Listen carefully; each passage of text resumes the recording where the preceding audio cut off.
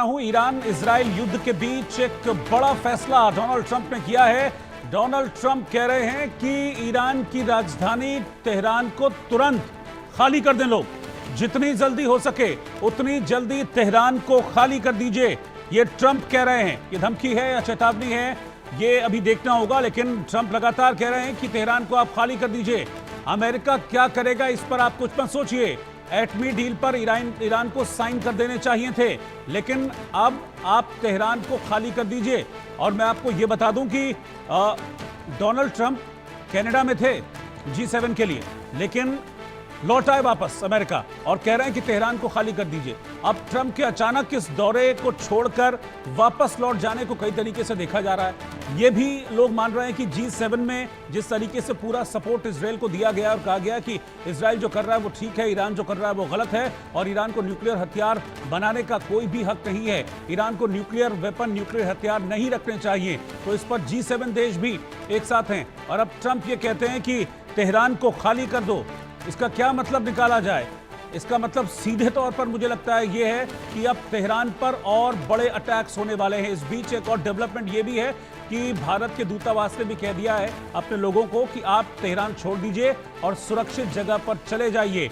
यानी कि यह माना जा रहा है कि आने वाले दिन में हो सकता है आज ही की रात इजराइल की तरफ से और जबरदस्त बमबारी तेहरान पर हो, क्योंकि इजराइल की तरफ से यह बिल्कुल स्पष्ट कर दिया है कि यह जंग अब रुकेगी नहीं जब तक खात्मा नहीं होता है। यह जंग रुकने वाली नहीं है। और इजराइल ने पहली बार, दूसरी बार परमाणु रिएक्टर पर अटैक करके परमाणु का जो बेस बनाने की कोशिश कर रहा था ईरान, उस पर अटैक करके इजराइल ने अपनी मंशा को जाहिर कर दिया। और अब ट्रंप भी ये कह रहे हैं कि तेहरान खाली कर दें लोग। तो ईरान पर ट्रंप भड़के हुए हैं। क्यों भड़के हुए हैं? तमाम तरीके के सवाल खड़े हो रहे हैं। ट्रंप ने क्या कहा है वो आपको जानना जरूरी है। वो कह रहे हैं कि राजधानी तेहरान को वहां जो मौजूद लोग हैं वो तुरंत खाली कर दें, जितने भी लोग हैं चले जाएं यहां से, जितनी जल्दी हो सके तेहरान को खाली कर दो, ये कह रहे हैं ट्रंप।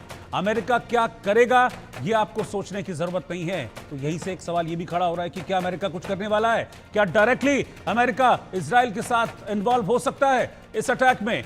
वो साथ ही साथ ये भी धमकी दे रहे हैं डोनाल्ड ट्रंप की एटमी डील पर ईरान को साइन कर देने चाहिए कि वो एटम बम नहीं बनाएगा। ये ईरान को कहना होगा, इस डील को साइन करना होगा, वरना जरूर कुछ होगा। वो कह रहे हैं कि अगर डील नहीं होती है, साइन नहीं करते हैं ईरान, तो फिर कुछ ना कुछ जरूर होगा। ईरान को 60 दिनों का समय दिया गया, लेकिन ईरान ने इस पर साइन नहीं किए कि वो एटम बम बनाने के प्रयास नहीं करेगा। और अगर अब भी ईरान इस कॉन्ट्रैक्ट पर साइन नहीं करता है तो फिर आप समझ लीजिए कुछ भी हो सकता है, कुछ ना कुछ जरूर होगा।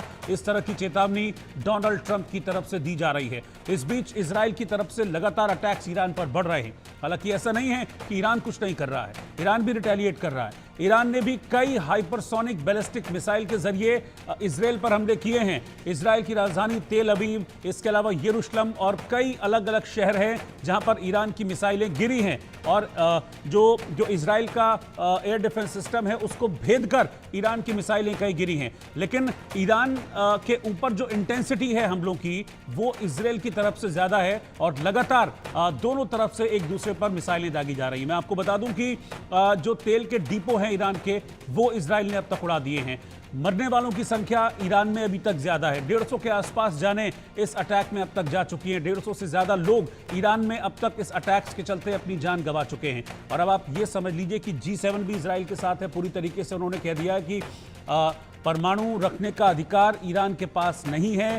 डोनाल्ड ट्रंप ये कह रहे हैं कि भैया ईरान को अब इस संधि पर साइन कर देना चाहिए, इस कॉन्ट्रैक्ट पर साइन कर देना चाहिए कि वो परमाणु हासिल करने की कोशिश नहीं करेगा।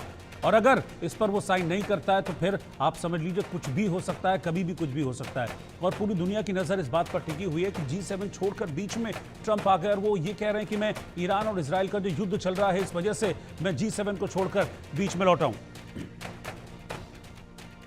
हमारे साथ दो खास मेहमान इस वक्त साथ में जुड़ गए हैं।